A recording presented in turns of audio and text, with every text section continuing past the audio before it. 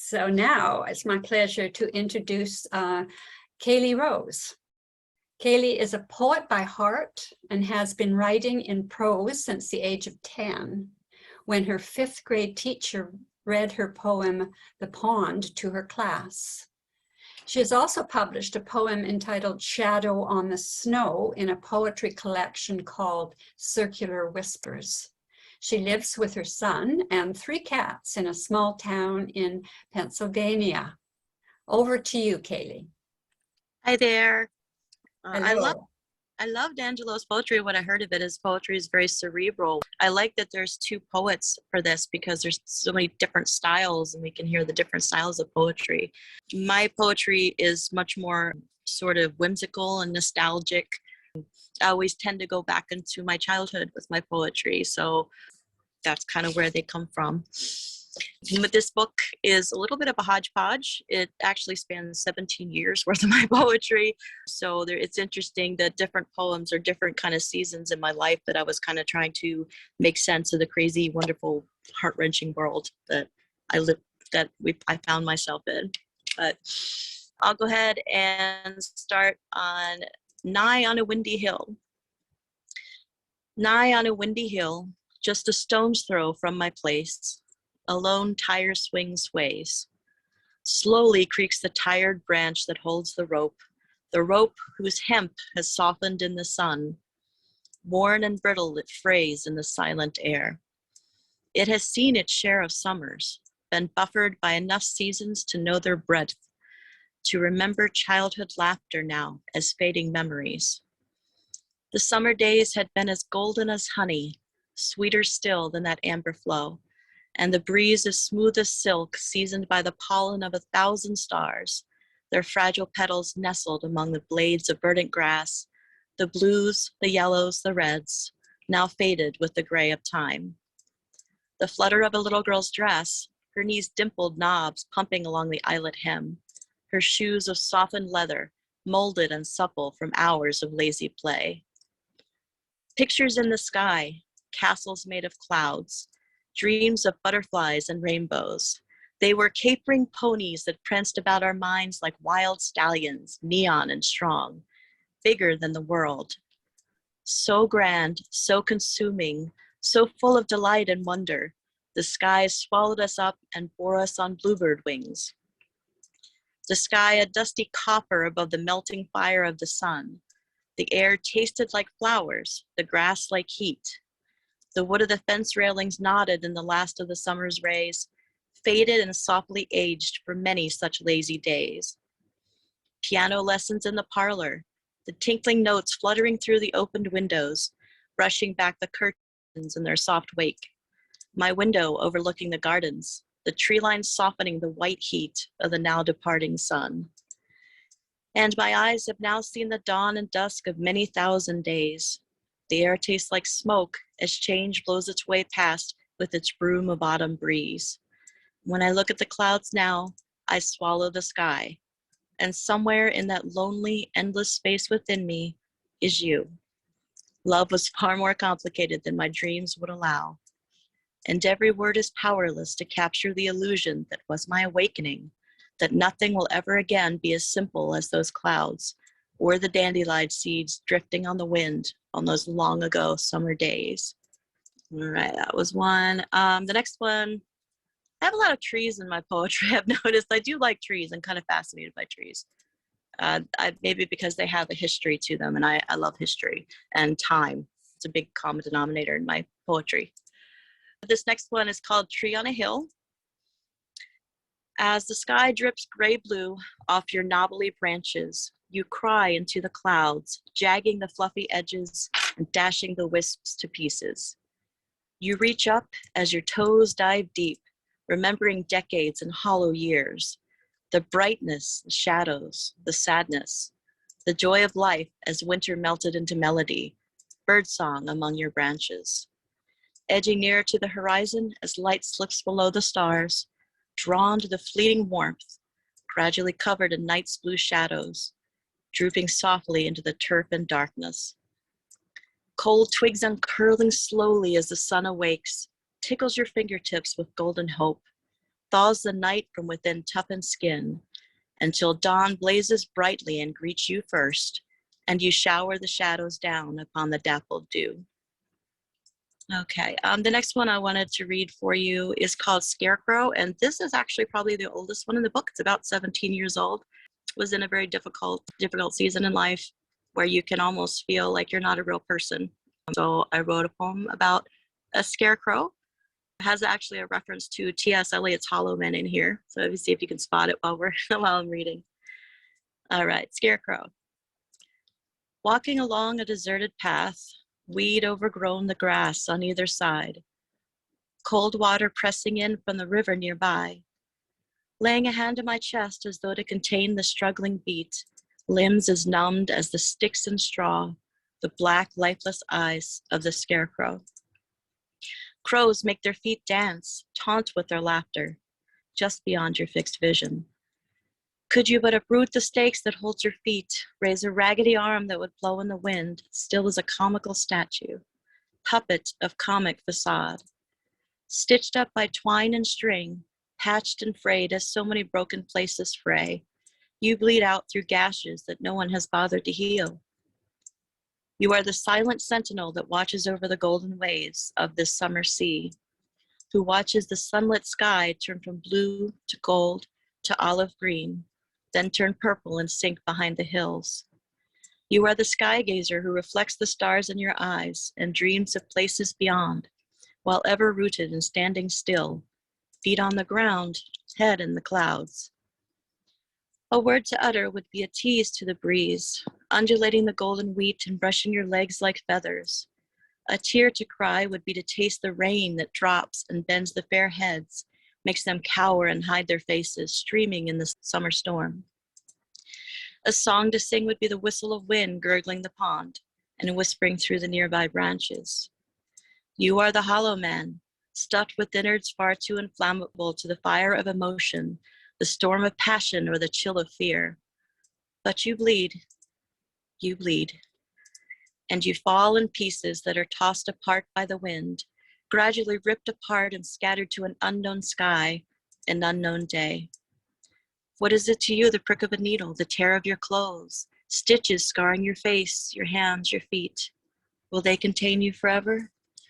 Or will they eventually burst as ripe as new corn and spill you out like an offering of gold coins onto the dusty ground?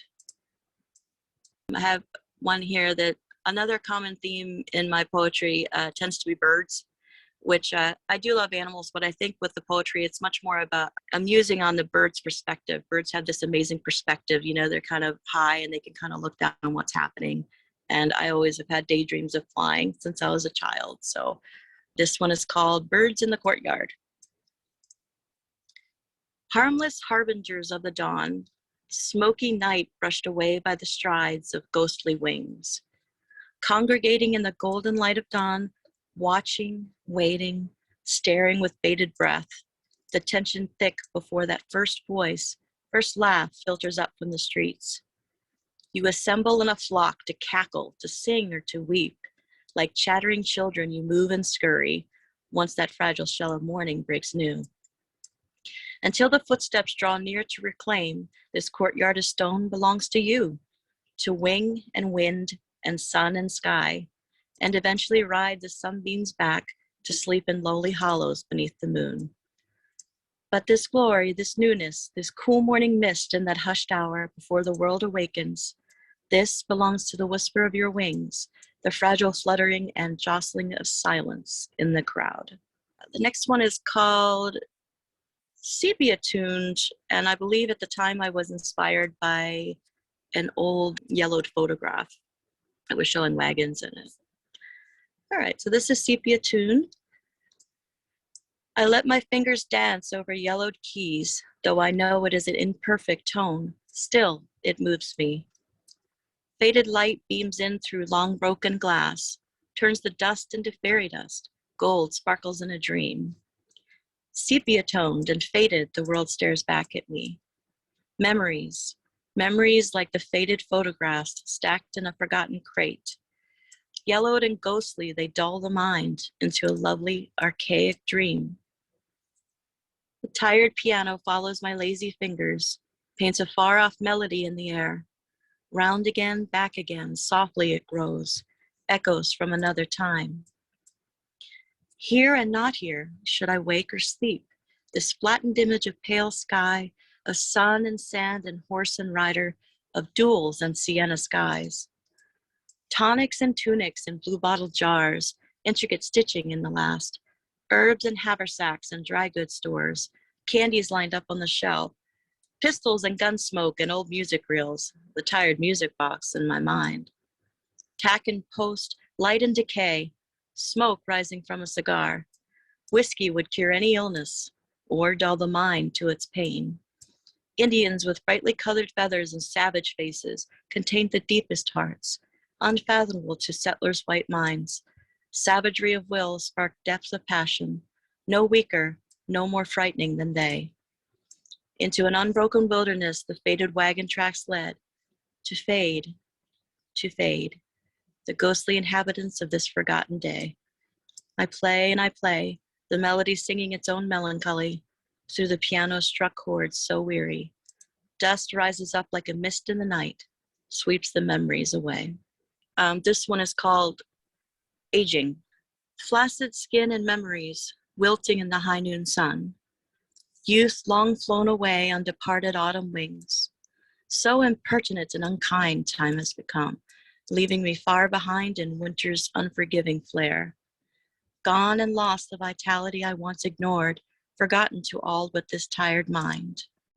What began in innocence, the clock has wound back again full circle. Is yesterday today, or today lost in yesterday?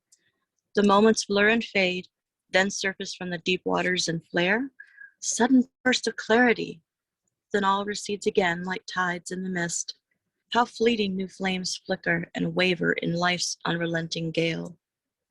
So my mind seeks to think of finer things, finer times and a kinder world, like the fresh blush of early morning as the red dawn stings the grass.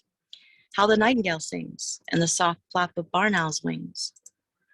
Amber fields of fireflies, laughing and dancing in their flickering light. Sun-ripened grass drifting fragrant vines of scent across the air. Hickory smoke and cherry wood from a lazy embered pipe. Ornamental dishes lined up like ancient knights. Fluttering shadows strobe their face, cast through open windows and billowing lace curtains. Old perfume, antiquated but loved, like rose petals tucked inside a scroll-top desk. Blue gas flames whooshing to kiss the cast iron skillet still warm from last tea kettle. Flour and buttermilk being washed from wizened hands. Hands that felt like tissue paper and sugar. As my own now, blue-veined and white, eyes that once looked on me with love, admired my youth and innocence. They are now reflected in, now become, my own, as I gaze upon little faces that smile back at me, as I once smiled up at hers. That was a lovely one to end on. Oh, thank you. Thank you so much. Sure. Thank you both for the opportunity. Yeah. Appreciate it. I just wanted to ask you a quick question about, you talked about history and time is kind of motivates you, or at least that's the shell in which you write your poetry. And I'm wondering about what I really read in this is the beauty of nature, as well as its reflecting back to us our own fragility. Do you want to comment a bit on that, or? Sure. Nature is not eternal. Time affects it just like it does us, except that nature lasts longer than we do. It has a longer lifespan than we do. So as we go about our lives, nature kind of watches us and reflects who we are, but we also reflect the nature that is around us. It's just the whole cycle of time and the way that nature affects us emotionally. The cycle of life and time is just absolutely fascinating to me, and history, because we have our stories, but so does nature. Nature has a song that sings. I just never want to walk through a forest without seeing the trees and the birds, and because those things are really what matter, and our relationships and the people we love. Yeah, Yeah. it's a beautiful collection which really honors nature. It sees nature deeply. And Uh, as you said about reflecting back and forth, there was a song, and I forget, I'm not sure if it was Anne Murray, but it was called "As We Go Round and Round and Round in the Circle Again." mm. I don't know. Does anybody know who sang that song? It was a big hit once upon a time. I'll have to check it on YouTube. Yeah. Yeah, you being a music lover, and I don't know if everyone knows, but she also sang and played in a band for a long time. Yeah. And Those were the days. Yeah. I mean, I'm sorry, a painter. Yeah, yeah. Jack, a Jill of all trades. Yes. So thank you, Kaylie, so much.